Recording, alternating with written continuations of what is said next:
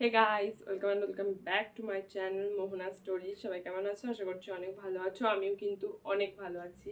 তো আজকে আমি তোমাদের সামনে আবার একটা নতুন ব্লগ নিয়ে হাজির হয়েছি। তো আজকে স্পেশালি আমি একটা স্টাডি ব্লগ করতে চলেছি, আর যেটা তোমরা দেখতে থাকো অবশ্যই তোমাদের অনেক ভালো লাগবে। আর অনেক দিন পর আমি এই টাইপের একটা ব্লগ নিয়ে এলাম। মানে আমি অনেক দিন নর্মাল সেই ছাড়ছিলাম, তো এখন ভাবলাম যে চলো অনেকদিন পর একটা স্টাডি ব্লগ করা যাক, একটা নর্মাল ব্লগ করা যাক। তো তাই নিয়ে এলাম। চলো শুরু করা যাক এখন সকাল থেকে।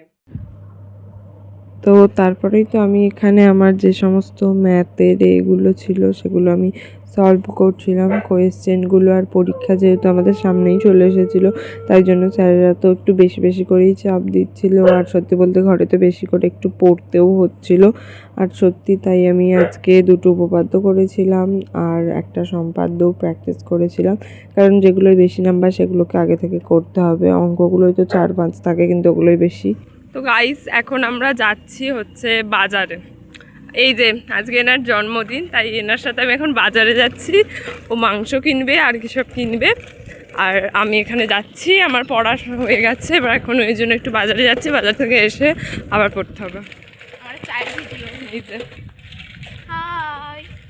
আমি এতক্ষণ পড়ে পড়ে হাঁপিয়ে গেছি, মানে অঙ্ক প্র্যাকটিস করছিলাম। এবার জন্য এখন আমরা বাজারে যাচ্ছি। বাজার থেকে এসে তারপরে আবার দেখছি পড়তে বসি কিনা, বলা যাচ্ছে না, এখন কোনো গ্যারেন্টি নেই।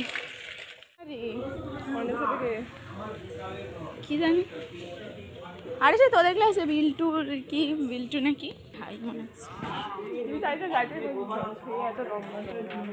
আর তার চুল এত বড় না,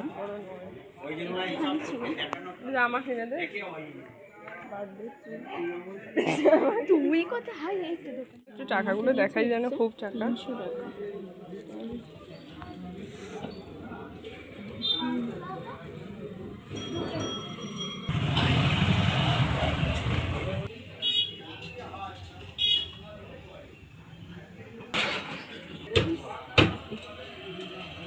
গায়ে মাংস পড়ে গেছে, ও যেমন মাংসের কাছে গিয়ে দাঁড়িয়ে আছে তেমন এইটাকে তুলবি, বুড়োটাকে। আর কোথাও আছে দেখ।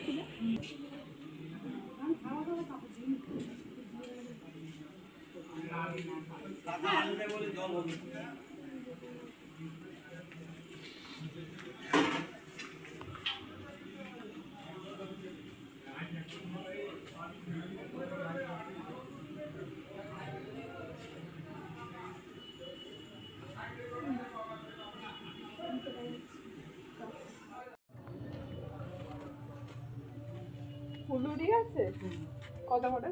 4টা। আচ্ছা, একটা দিয়ে দাও। এতগুলো পয়সা খুচরো একটা?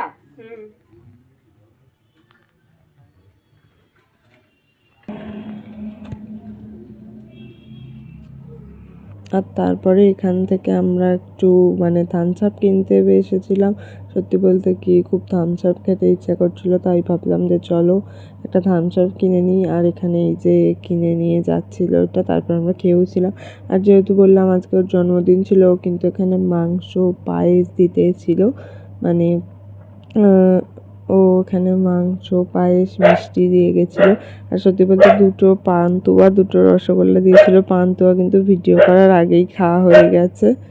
আমার ভাই তো ভিডিও করতে দেয় না, তার আগেই সব খেয়ে নিয়েছে। আর এখানে বিকেলবেলা আমি ঘুম থেকে উঠে দেখি যে আমাদের কাজে এসছে, মানে কারেন্টের আমাদের ঘরের পাখা খারাপ হয়ে গেছিলো, পাখা চলেনি। ওই গরমের মধ্যে কতটা কষ্ট লাগে বলো তো, সেই জন্য। আর তারপরে তো আমি পড়তে গেছিলাম বিকেলবেলা, একদম সন্ধ্যেবেলা ঘরে এসেছিলাম। আর আমি নিয়েছিলাম এখানে চপ, আর এগুলো মোচার চপ ছিল, নর্মাল চপ কিন্তু নয়, মোচার চপ ছিল। আর তারপরে আমি মোচার চপগুলো একটু খাচ্ছিলাম। সত্যি বলতে প্রথমে একটু শুধু খেলাম, তারপরে অনেকগুলো ছিল, তাই আমি মুড়ি দিয়ে খেলাম। আর আমি ঘরে যাকেই জিজ্ঞেস করছি যে খাবে, কেউ খেতে চাইছে না, তাই আমি নিজেই খেয়ে নিয়েছি। তো আজকের মতো ব্লগটা এতটাই থাক, দেখাবে আবার পরের দিনের কোনো একটা নতুন মজাদার ভিডিওতে। So by.